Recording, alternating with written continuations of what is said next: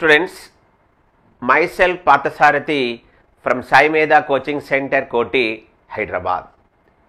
మన తెలంగాణ ప్రభుత్వం మన ముఖ్యమంత్రి ఎంతో ప్రతిష్టాత్మకంగా ఒక స్కిల్ యూనివర్సిటీ అని స్టార్ట్ చేశాడు. అది సక్సెస్ఫుల్గా ఒక బ్యాచ్ని ఎన్ని కాలేజీలు రిక్రూట్మెంట్ కూడా ప్రాసెస్లో స్టార్ట్ అయిపోయింది. దసరా తర్వాత క్లాసెస్ కూడా స్టార్ట్ అవుతాయి. వాటికి సంబంధించిన కాలేజీ లిస్టులు, డిగ్రీ కాలేజీ లిస్టులు అవన్నీ వచ్చేసాయి. సో టెక్నాలజీ పరంగా, ఉద్యోగాల పరంగా, జాబ్ క్యాలెండర్ ప్రకారంగా మనం యాజ్ ఇట్ ఈజ్ అప్డేట్ అవుతూ వెళ్తున్నాం. ఈ అక్టోబర్లో మనకు చాలా టెక్నికల్ నోటిఫికేషన్స్ వస్తున్నాయి. ప్రతి అప్డేట్ని, టెక్నికల్ సంబంధించిన అప్డేట్ని మన సాయి మేధా కోచింగ్ సెంటర్, కోటి, హైదరాబాద్ ప్రతి స్టూడెంట్కు చేరాలన్న ఉద్దేశంతో మనము అప్డేట్ ఇన్ఫర్మేషన్ని ఇవ్వడంలో ఎంతో ముందున్నాం. ఒక మేక్ ఇంజనీర్, మేక్ ఇండియా అన్న ఉద్దేశంతో మనము ప్రతి టెక్నికల్కి సంబంధించిన అప్డేట్స్ని ప్రతి స్టూడెంట్కు చేరాలన్న ఉద్దేశంతో ప్రతి టెక్నికల్, అది స్టేట్ గవర్నమెంట్ కావచ్చు, సెంట్రల్ గవర్నమెంట్ కావచ్చు, త్రో గేట్ కావచ్చు, త్రో డిప్లొమా కావచ్చు, త్రో ఐటీఐ కావచ్చు, ఏదైనా సరే టెక్నికల్గా వచ్చినప్పుడు మాత్రం ఈ ఇన్ఫర్మేషన్ని స్టూడెంట్కి చెప్పడానికి మనము సాయి మేధా కోచింగ్ సెంటర్ కోటి అందరికంటే ముందుగా ఉంటుందన్న విషయం మీ అందరికీ తెలుసు. సో స్టూడెంట్స్, ఈరోజు ఈనాడు న్యూస్ పేపర్లో ఒక మంచి గుడ్ న్యూస్ వచ్చింది. ఈవెన్ రేవంత్ రెడ్డి మన ముఖ్యమంత్రి అయినప్పుడు కూడా అప్పటి నుంచి చెప్పుకుంటూ వస్తున్నాడు.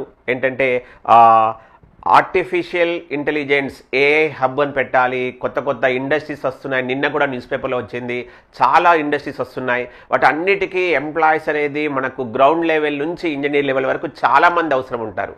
వాటికి బేసిక్గా కావాల్సింది ఎక్కువ మంది ఈ ఐటీఐ సంబంధించిన వాళ్ళే.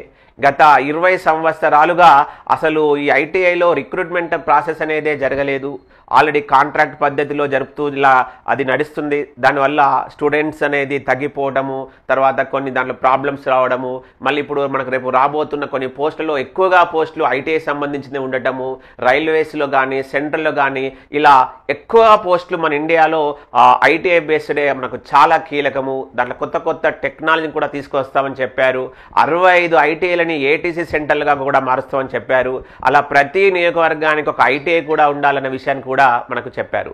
వీటన్నిటినీ దృష్టిలో పెట్టుకొని ఒక ఉపాధి కల్పన శాఖ, డిస్ట్రిక్ట్ వైజ్ ఉపాధి కల్పన శాఖ ఆలోచిస్తే తెలిసింది ఏంటంటే 860 ఖాళీల పోస్టులు ఉన్నాయట స్టూడెంట్స్.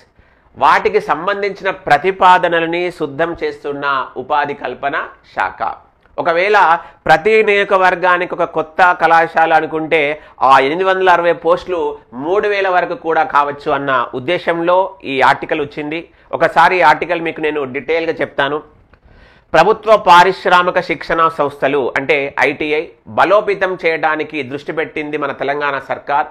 వాటిలో ఖాళీ పోస్టుల భర్తీకి సన్నద్ధమవుతుంది.